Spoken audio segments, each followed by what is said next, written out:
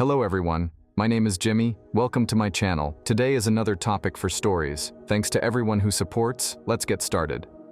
Story 1 from user Radley Cunningham. I had an old college friend come to visit me and stay for a weekend. Knew her in college.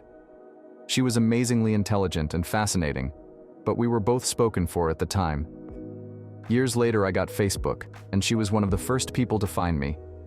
Both of us were single. She asked if I wanted to date her. I said hell yes. I was thrilled at the prospect. The short version. The weekend was spent listening to her narcissistic trash. She told me jokes that are as old as the internet, reworded to sound like personal life anecdotes. She told me all this insane edgelord shit she used to or still does, like taunting police back in 2009, or sneaking Cuban products back to America when the embargo was still in place. She tried to start a fight with a bouncer when we went to a bar, and she forgot her ID back at my house, a block away. We visited some of my best friends, and the moment we parted, she talked shit about them non-stop. My brother came by since I texted him I was out and hung out. She talked to him for quite a while. He left, then she spent the rest of the night talking about how attractive he was. At this point, I was just counting the hours until she left. I was no longer interested in her. She finally left, and I get a text that night. You failed all my tests. You laughed at my jokes that weren't really jokes. You didn't defend me against the bouncer, and you aren't interested in my passion, fighting bouncers and cops. And you sat there and took it while I talked about your brother.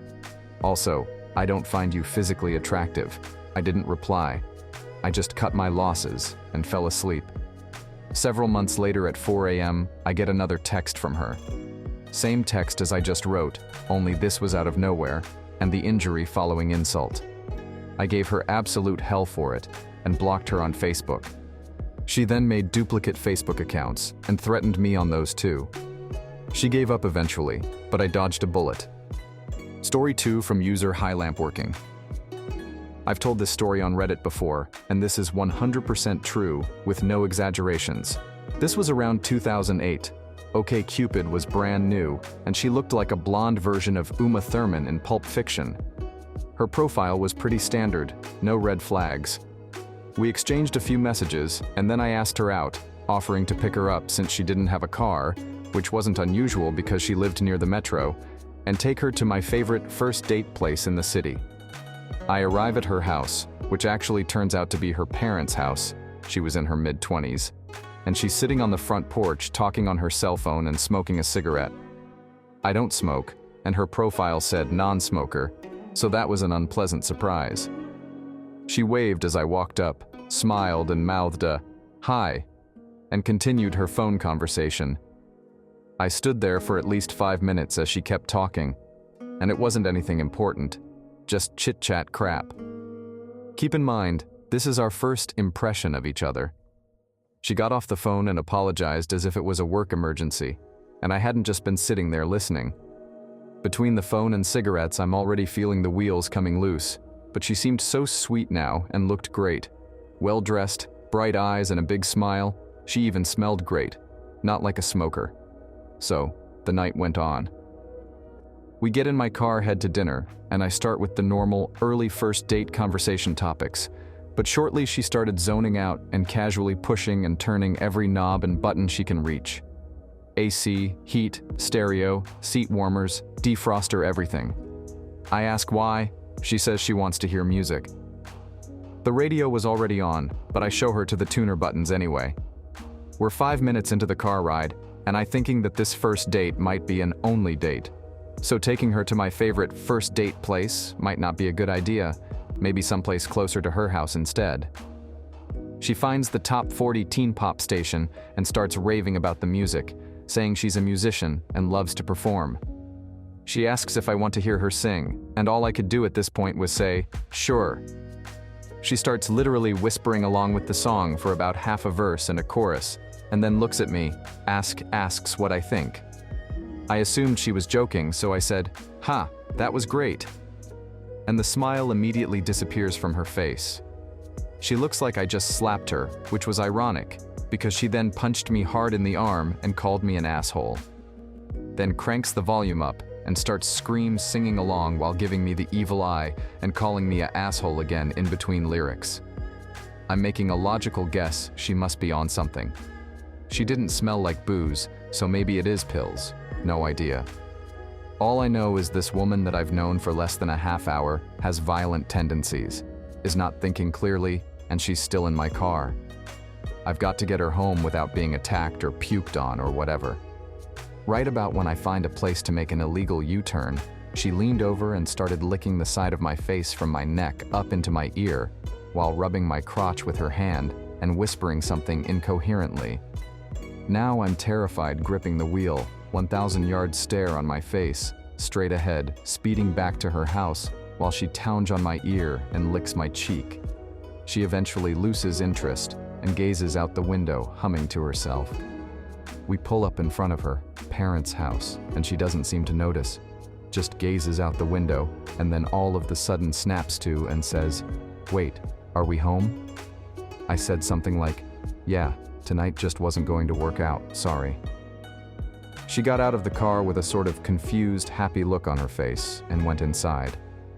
I went home, had several strong drinks, and went to bed. I woke up the next morning, and there were about 100 missed calls on my cell phone from a number I didn't know. I got in my car to go to work, and that is when I found her cell phone on the floor of the car. It also had dozens of missed calls, but on her phone, they all came up as Mom. When I got to work, I messed her on OkCupid. "I found your phone, we'll get it back to you ASAP," and then I deleted my number from her contacts list, put it in an envelope with no return address, and overnight edit to her house. Never heard from her again. Story 3 from user Biochemist. So many stories, but one of the worst. Sorry, it's a bit long. I matched with this guy on Tinder, and he offered to take me out to dinner. I thought that sounded nice, so later that night he picked me up. We were driving and he asked me where I wanted to go. I told him I was fine with anything. He said, "Okay then," and pulled into Subway. He then told me that he wasn't hungry, but that I should eat. So he stood outside of the Subway and watched while I went in and got myself food. At this point, I was already mentally done, but I wanted to see how much worse it would get. Spoiler, it got so much worse. So I'm sitting in the car with the unwise sub on my lap, and he decided that it was a great idea to drive around, specifically through a dark, isolated ravine that was nearby. He drove for about 10 minutes into the ravine, parked the car next to an abandoned tennis court and said, "Okay, you can eat now." I was just thinking, I really don't want to die here. So I choked down the soggy sub while he stared at me. The second I was done, he pulled the car out and drove me back home. I was so grateful to make it home in one piece that it took me several days to process how up the entire date was. The cherry on top. At 2 a.m. that night, he came back to my house uninvited, carrying a bag full of stale donuts, and asked me if I wanted to have sleep. But it had to be without a censored, since he didn't have any. Story 4 from user Edgar Pickle. Back in college, I met this girl and asked her if I could take her out to dinner. She said yes. I was ecstatic. Well, then I had to figure out where to take her to give her an idea of who I am and what I'm about. So I tried to do something that was thoughtful. I've learned that there are two types of gifts, expensive and thoughtful. If you can't do expensive, which I couldn't, then you'd better go hard on the thoughtful. This was taking place in the US South, but she was a freshman from Pennsylvania. I started thinking about things that'd be new and interesting to her. The answer came to me in a flash. Bojangles. I would take her to Bojangles. It's cheap, it used to have fairly decent food, but most of all it's southern, and we'd be able to discuss regional differences in food and culture. Of course, it's also fast food. Really crappy fast food. The evening of the date arrived. I drove her to the place and talked all about fried chicken in the South and tea, and how it must be different from the North. We got there and ordered at the register, then moved down to pick up our tray of food. Fancy, huh? We waited and waited. I tried to make some small talk. You know, the small talk you make when something could interrupt your conversation at any moment. Then we waited some more, and more.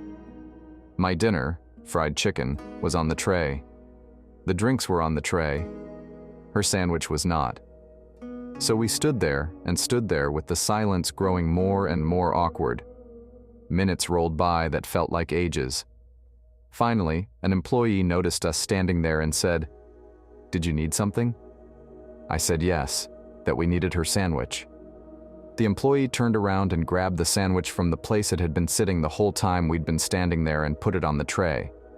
It had been there since the beginning. Not a great start. I picked up the tray and started walking back to a table with her.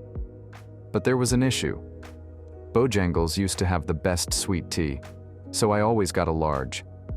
The cups they use for the larges are the kind that are smaller at the bottom, so they'll fit in your cup holder in your car. That's great for a car, but not so great for balancing them on a tray. It fell over. Fortunately, it fell over onto the tray, but not before knocking her drink off of the tray onto the floor. She had gotten the smaller drink, which came in the waxed paper cup instead of the plastic cup that the larges are in. That's important, because it means that when her cup hit the ground at about a 30-degree angle, the cup crushed and launched the liquid inside out like a cannon, onto her foot, drenching her in Pepsi or Coke or some soft drink. Being gentlemanly, I went and got her a new drink, got back to the table and started trying to eat. I had ordered fried chicken, which I realized would mean that I had to eat with my fingers, which was unwise on a first date. Not wanting to look dumb, I decided I'd try to avoid eating with my fingers by using the plastic cutlery provided by the store, which would have been a fine idea if not for the fact that Bojangles only provides you with a spork. Not a fork, not a spoon, not a knife. A spork. A plastic spork, to be exact. I'm trying to pry the chicken off the bone with this plastic spork, and it's going nowhere. I can't get the chicken off the bone. I dug in a little deeper and really pulled, which bent the spork back a little, which served as a spring to launch my chicken breast across the table. I actually caught it before it could hit the floor. I remember thinking to myself, well, just enjoy this chicken because this date is going nowhere. I decided to just forget it and eat the dang chicken with my fingers. She was obviously not going to be going out with me anymore, so I decided not to worry about impressing her, just try to get out of the situation without looking any dumber than I already did. I reached down and pulled off a nice piece of chicken with my fingers, and I missed my mouth. Seriously. I jammed the chicken onto my face. I don't know how I missed it, but I did. I just missed. Which of course smeared chicken grease all over my cheek. The girl was looking at me like she was waiting for me to tell her, "It's just a prank, bro." I felt so dumb. We finished eating in silence. Finally, I said, "Well, let me take you back to your dorm." I gathered up all the trash on the tray, walked over to the garbage can, and accidentally threw the whole thing into the trash. All of it. Cups, the spork, napkins, the tray. All of it. I looked at the girl, she looked at me, and we both ran to the car. I've had some other bad dating experiences, but this one took the cake. I also remember being shocked when the car started when we were leaving. After the night I'd had, I was fully expecting to have to walk the several miles back to campus in the dark. Story 5 from user Mamie Joe Jackson. We were both broke, so we went walking around this cute, teeny tiny country town near us, and then got McDonald's to eat in the car so we could chat some more. He almost immediately starts pressuring me for sleep because he bought me a cheeseburger, so I owe him, he says. He starts getting pushy, and I say, "Okay, but let's go get some censored from this gas station that's on the other of town." I drove for this date, so I take us to the gas station and tell him to go get the censored while I wait. I wait for him to get in the door and go a bit farther into the store before I drive off, leaving him stranded in this tiny gas station in the days before cell phones got popular, in a tiny country town with no bus service, no ride shares, and everything shuts down by 6 p.m. I know from mutual friends he made it home, but they already knew why he'd been ditched at the gas station, so no one cared about his trash whining about it. Thanks to everyone who watched to the end. See you in the next video. Bye-bye.